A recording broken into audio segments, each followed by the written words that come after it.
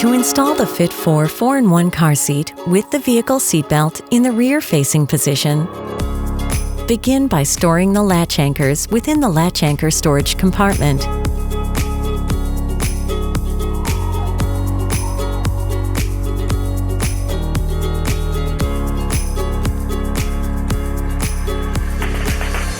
Then, squeeze the recline adjustment handle and pull forward to adjust to a reclined position. Place the Fit4 on your vehicle seat in rear-facing position.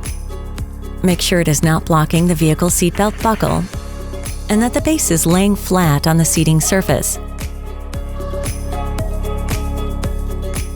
Check the bubble level indicator. Make sure the bubble is in between the two lines on the label for Stage 1 or Stage 2 rear-facing installation. Readjust the recline as necessary. Make sure the overhang be on the front edge of the vehicle seat does not exceed 3 inches. Route the vehicle seatbelt through the rear-facing belt path indicated by the blue text. Pull the Stage 2 positioner to the side and locate the opening in the seat pad.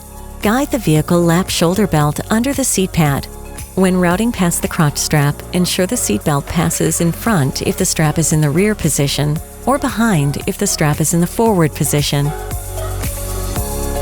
Use the opening in the seat pad to guide the vehicle belt the rest of the way. Pull the seatbelt down through the rear-facing belt path opening. Buckle the seatbelt. Push down on the Fit4 and pull up on the shoulder belt in a vertical direction.